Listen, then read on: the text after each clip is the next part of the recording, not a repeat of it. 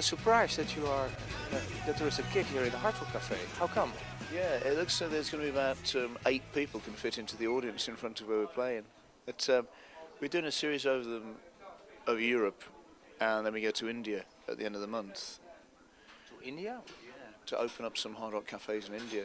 Yeah, but we've got this sort of long-term sort of affiliation with the Hard Rock Cafe because we do charity gigs for an organisation called Noordorf Robbins, which Paul Weller's sister organises. So we've had this 10-year relationship with Hard Rock, so suddenly we get this, do you want to come to Europe and play the Hard Rocks? It's sort of like, let's see what happens, yeah. And the name Paul Weller, you're working a lot with Paul Weller. How come? We recorded some of our first album at Paul's studio, Solid Bond, his old studio near Marble Arch in London, and sort of became friends with him. And Steve became his guitar player, which is back in 1993, which is horribly 17 years ago, which seems crazy. And yeah, we've sort of known and played with Paul, and he's sort of played with us ever since, really.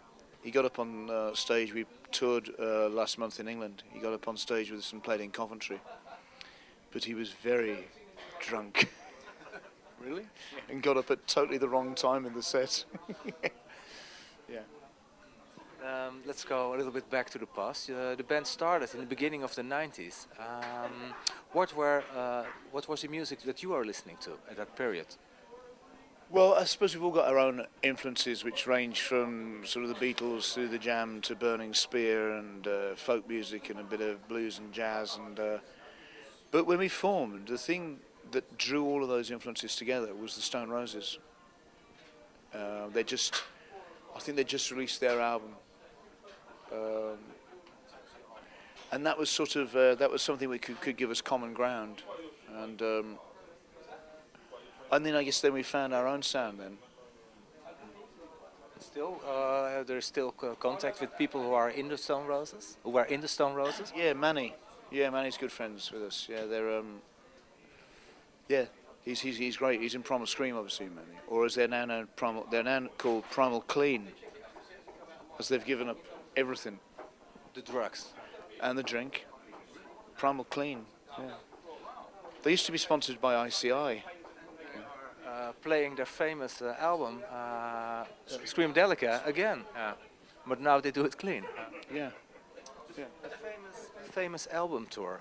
A lot of bands are doing that. The Pixies, The Cult, Primal Scream. Do you also want to do that? A famous album tour? And what album? Well, I guess ours would be Moseley Shoals, but quite frankly, we've played most of Moseley Shoals for the last 15 years. So, no, I don't want to build a whole gig around that album.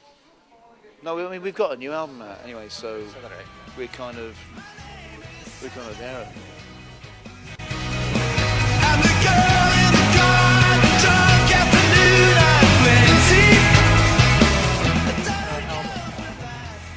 Describe it yourself. What music is it?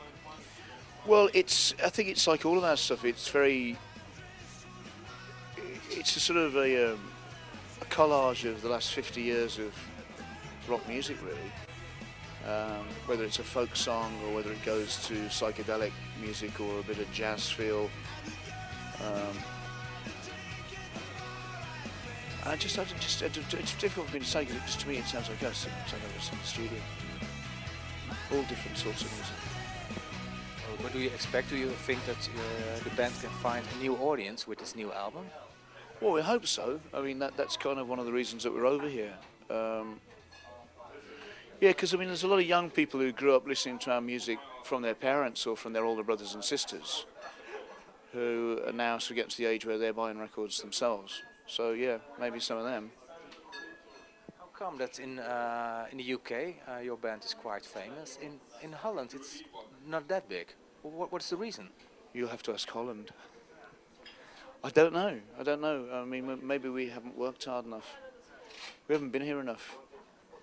With all respect to the Hard Rock Cafe, but tonight you are walking here in Amsterdam to Paradiso, and you see Paradiso de Melkweg. I think that are places where you can give a good gig. Yeah. I mean, it's ironic that Paradiso's next door, isn't it? Yeah, it'd be nice to be playing there, but I don't know. I mean, maybe we can come back later on in the year and play there. If we can get a bit of a buzz surrounding this gig, then that's the idea. I mean, it's only 500 capacity, 600 capacity, is it?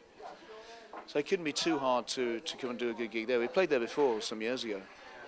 So yeah, that'd be nice to come back and play the Paradiso. And the festivals in Holland and Belgium? We played Pinkpop in '98. I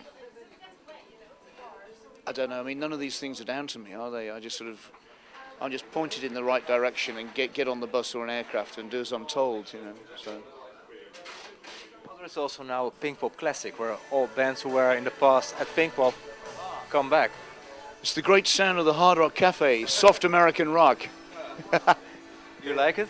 No, no.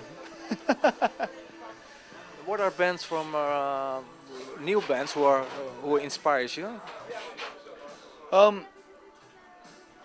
There's a band that we saw the other day who supported us in Dublin called O Emperor, and they were brilliant. They sounded somewhere between kind of Midlake and Fleet Foxes kind of vibe, and we've asked them to support us when we played the Albert Hall in October. So they're good, but I don't really know many modern bands. I still listen to Fairport Convention. I'm old. We're kind of a traditional band, yeah. In what way traditional? We play traditional songs with traditional instruments and traditional influences, I guess, you know. To me, the blueprint for everyone is the Beatles, and I don't want to get away from that blueprint. I like that blueprint. What is your favorite song of the last album? I like Magic Carpet Days because that's been really nice to play live, and the one that we haven't played is a song called Village Life, which is about where I live really. I live in a little village, and it reminds me a bit of early '70s David Bowie, so that's all right with me as well. Yeah, Village Life is an interesting track, I think. Yeah, very dark. Magic Carpet Ride, that sounds like a Beatles song. Yeah. Yeah, I guess it does. Yeah, yeah. So it's about being. I guess it's about being excited, really, about sort of what we was doing last summer.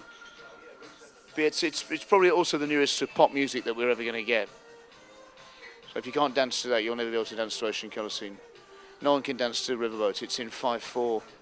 No one knows how to dance to 5/4 tunes. They just start like that. And not realise that they don't really know what to do. So yeah, Magic Carpet Days is a pop song. Thank you. Good luck.